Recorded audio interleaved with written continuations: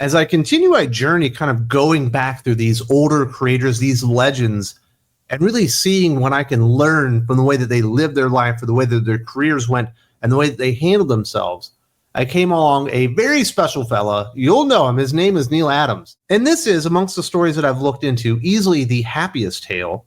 A man of true conviction and courage and absolute talent. Neal Adams is a legend in comic books for a reason. He is one of the most influential artists of all times, perhaps the most influential artist of all times. You know, you see a lot of Neal Adams' work and inspiration in a lot of modern comic book creators. Certainly was a major influence on a lot of those new upstart comic book creators in the 90s that really revolutionized comic books. A lot of that stuff you can trace right back to Neal Adams because he was so influential. But it goes so much further than that, to the way he lived his life and what he was able to accomplish, and the way he was actually able to go out there and really help a lot of people, which I think is truly inspirational. But we do need to start at the beginning. Born on June 15th, 1941 on Governor's Island, New York City, Neal Adams began his career in commercial art, working on projects like Ben Casey newspaper strips, before entering comics in the 1960s. His ultra-detailed style, marked by dynamic action and gritty realism, set him apart in an era dominated by simpler illustrations. After freelancing for Archie Comics and Warren Publishing, Adams joined DC Comics in 1967, where his work on Strange Adventures showcased his innovative approach. Reflecting on his craft, Adams said, "I see myself as a craftsman. I see myself as a storyteller. Well, I don't know what an artist is. I never thought of myself as an artist because nothing ever came easy." His dedication to hard work and storytelling laid the foundation for his transformative impact on comic books. And he certainly would transform not only Marvel, but DC Comics and the standard in the industry when it came to comic book illustrations. And while Neal Adams never joined the Army, he was raised by an Army man. He was raised in an Army family, moving around a lot as he was younger. Mostly his dad was absent. Kind of makes sense when you think about the times and the conflicts that were going on around there. But certainly had that influence early on in his life, was looking for opportunities, knew that he wanted to get into comic books. He talked about a lot how he didn't really like most of what DC Comics were doing when he was starting to get into comic books, but he really liked their war comic books at the time and was looking for some breaks and was able to finally get his first crack at DC and start doing some of the books there. And obviously that was just the beginning of what would become a legendary career, really defined by Batman. But if you look at his bibliography of work, it's so much bigger than that, but it is so undeniable when you look at what he was able to accomplish with Batman that we're still seeing marks of Neal Adams in Batman comic books today. In the early 1970s, Batman was struggling to shed the campy image from the 1960s TV series. Adams, collaborating with writer Denny O'Neil under editor Julius Schwartz, revitalized the character with a darker, more serious tone. Their stories, starting with The Secret of the Waiting Graves in Detective Comics 395, released in 1970, emphasized Batman's brooding nature and detective skills. Adams co-created villains like Ra's al Ghul and Man-Bat, and redefined the Joker as a homicidal threat in Batman 251, released in 1973. Denny O'Neil himself noted, "We are trying to get back to the character's Pulp Fiction roots, to make him a creature of the night again." Adams' visceral art, with its focus on lighting and body language, set a new standard, influencing modern Batman portrayals. Adams and O'Neil's Green Lantern Green Arrow series from 1970 to 1972 broke new ground by addressing social issues like racism, poverty, and drug addiction. The Hard Traveling Heroes arc, particularly Snowbirds Don't Fly, depicted Green Arrow's Ward Roy Harper as a heroin addict, a bold move for mainstream comics. O'Neil explained, "I think the function of the stories was to make people aware of the problems, not to proselytize for any particular solution." And certainly those are like the two biggest runs when you think of Neal Adams and what his legacy is as a comic book artist to the comic book industry. It's Batman, and then it's Hard Traveling Heroes, two very, very diametrically opposed comic books just as far as their tone and what they were trying to accomplish, but the same two absolutely amazing, phenomenal creators behind them, Denny O'Neil and Neal Adams. And certainly, if you like Batman today, if you like what happened in Batman Year One, if you like The Dark Knight Returns, if you like The Killing Joke, if you like any of these modern takes on Batman like The Court of Owls, or even Batman Hush, it all traces itself back to Denny O'Neil, Neal Adams' influence on the book, and deciding we need to shed that very, very campy, fun, but not exactly Batman tone from the 1960s Adam West series, which I think is a whole lot of fun to watch, but not exactly what the creators of Batman were intending, I think, when they made him in the first place, and they decided to throw more teeth on those villains. I think that's the biggest thing that they really did, is they reestablished the Joker, they reestablished the Penguin, they reestablished the Riddler, they reestablished all of those villains that had basically turned into kind of parodies of what had happened in the 1960s TV show, and decided to make them very, very dangerous again. And it made Batman essentially overnight, once again, can't miss comic books. And certainly they have a lot of really great stories. And we've definitely covered the Ra's al Ghul, Talia al Ghul, like origin story from Denny O'Neil and Neal Adams on the channel.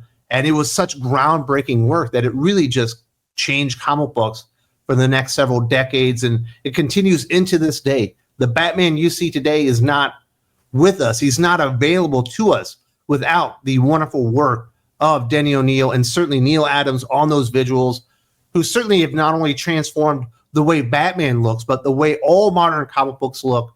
And Hard Traveling Heroes, definitely fondly looked at. I go back and I've read it. I think it's interesting. It's good, but it might be a little bit over the top. He says it wasn't proselytizing. I guess that's all in the eye of the beholder.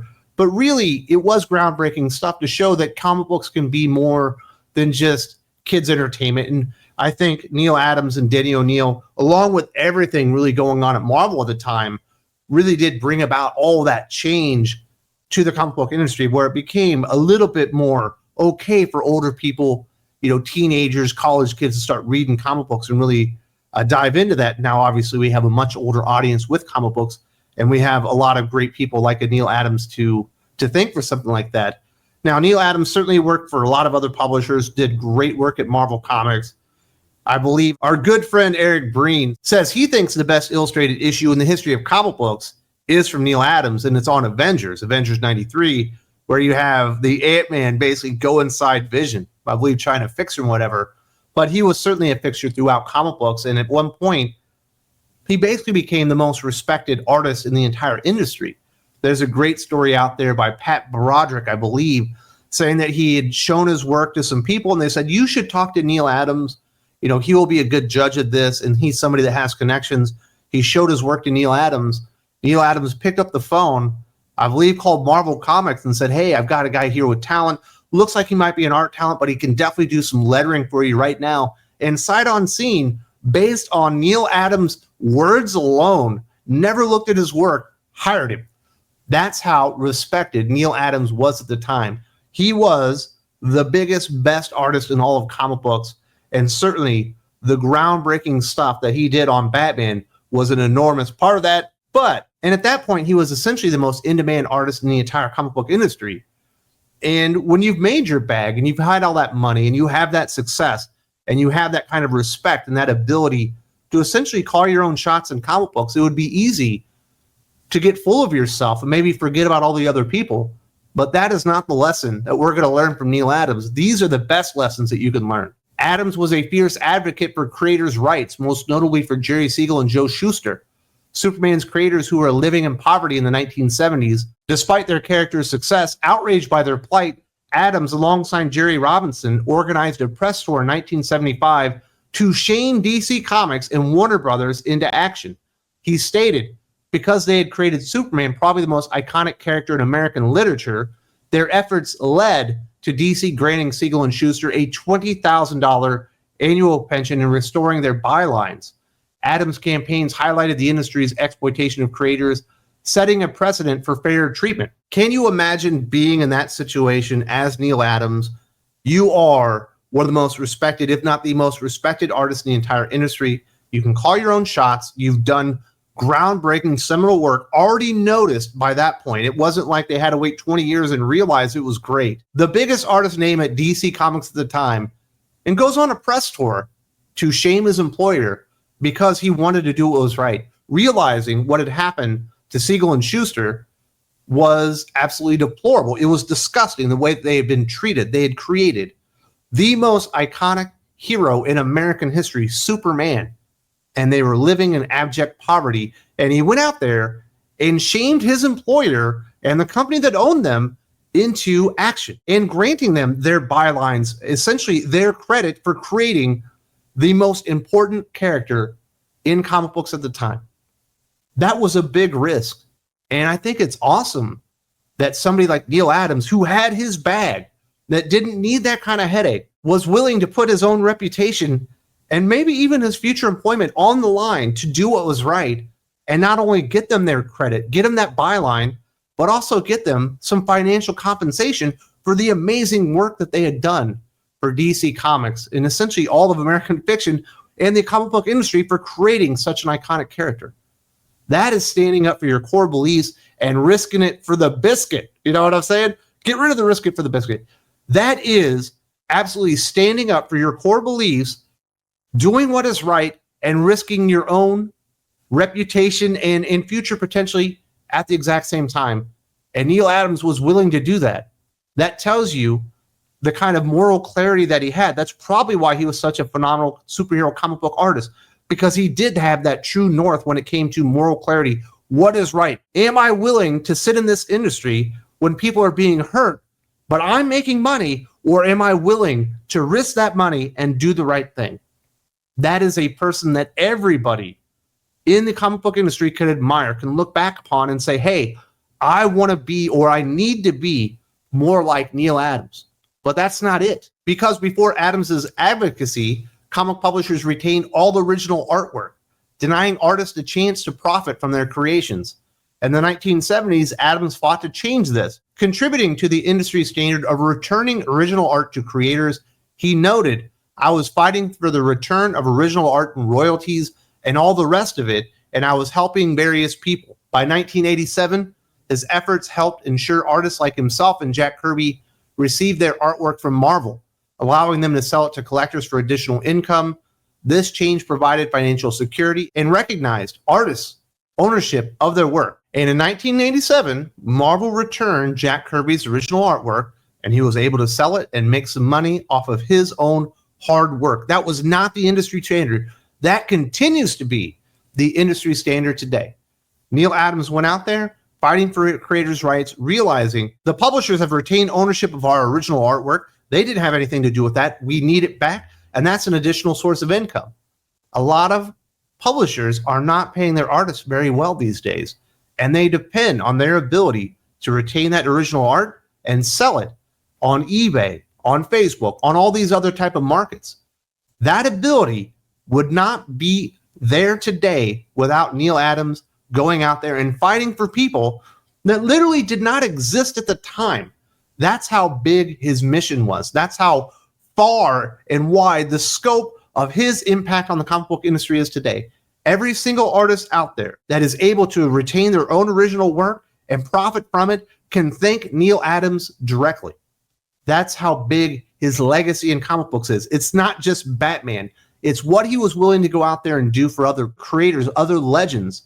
And Jack Kirby, an absolute giant within comic books, probably never receives his original art back from Marvel without the most respected comic book artist at the time basically going to bat, not only for Jack Kirby, not only for their peer group, but literally for the future of all comic book artists in the industry up until today.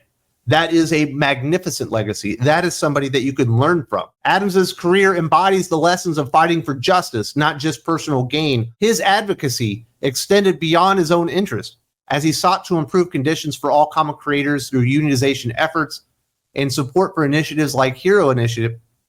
The Hero Initiative, writer Jeff Rovin recalled, I can't tell you how many times Marvel publisher Martin Goodman would listen to some of the things Neal Adams was saying and mutter, who the hell does he think he is? Adams's willingness to challenge powerful publishers for the collective good ensured better rights and recognition for future generations, and certainly should be lauded for standing against industry injustices. And that is the big lesson in all of this. And fortunately for Neal Adams, he didn't have to learn it the hard way like a Jack Kirby or maybe a Steve Ditko or some of these other creators that we've talked about, where maybe the industry didn't treat them very well. He was being treated very well. But he still did what was right. He went out there, not only stood up for himself and his own benefit, but literally stood up for every single comic book creator in the industry at the time. demanding what was right, and was able to find justice. Maybe not the justice they entirely deserved, but some form of justice for the terrible treatment that the original Superman creators Siegel and Shuster received. He was able to go out there and fight for the rights of people like Jack Kirby, and Jack Kirby didn't get everything that he deserved. I think that's well documented, but he got his original art back. And without a Neal Adams fighting for what was right, not just on behalf of himself, but really on behalf of everybody, that stuff probably doesn't happen. I don't think we have a lot of people in the industry today with that kind of moral clarity, with that true north, gonna do the right thing, and it doesn't matter if I suffer because of it. You know, you had a major publisher saying, who the hell does he think he is? He was the most respected creator in the entire industry, and he was willing to alienate himself from Marvel. He was willing to alienate himself from DC Comics and perhaps never get work again, to go out there and do what was right. Thankfully, in the end, that didn't happen to him. He didn't get blacklisted. He is a legend today, and he continued essentially illustrating comic books until the day he died. And that is a life worth living. When you get to do the thing that you love and love the thing that you do for a living, essentially for your entire adult life, that is a great life. But when you can do it on behalf of everybody else, and everybody literally benefits from your hard work and your determination and your own true grit, that is absolutely magnificent stuff. And unfortunately, there are far too many stories like Neal Adams that was able to go out there and not really get damaged over the long term because of all this stuff, and really do nothing but help people long term, you know, when it comes to comic books. Neal Adams' legacy endures through his artistic and advocacy contributions to the comics. His revitalization of Batman created the dark, complex hero beloved today, while his Green Lantern Green Arrow series expanded the medium's storytelling potential. His fight for Siegel and Shuster's pensions and the return of original art transformed industry practices, ensuring creators receive fair treatment. Adams' life teaches that true legacy involves using one's influence to uplift others, a lesson that resonates in 2025 as creators navigate commercial pressures. His son Joel Adams said he took chances that other people weren't taking, and he wasn't afraid to do it. Adams' story is a powerful reminder to fight for justice and the value of integrity in creative industries. And it is a legacy really unlike any other in comic books. And this was really one of the best deep dives I got to do, going in there on Neal Adams. And these videos, if I'm being completely honest, we want to talk about the entire legacy just in comic books. That's a 2-hour video right there. But we want to talk about what they were able to accomplish outside of comic books. What did they learn from the industry? How did they react to the pitfalls and negativities? How did they stand up and help other people out there? And I think Neal Adams is a one of one in comic book history, and definitely the most uplifting story that I've gotten to dive into, trying to really see what I can learn from these absolute giants that we're all standing on the shoulders of here today. And I truly hope that the legacy of Neal Adams is able to affect you the way it has affected me, and certainly spreads throughout the entire comic book industry, because we need awesome leaders like that are willing to risk their very own financial well-being to the benefit of others. And I think Neal Adams' legacy really speaks for itself.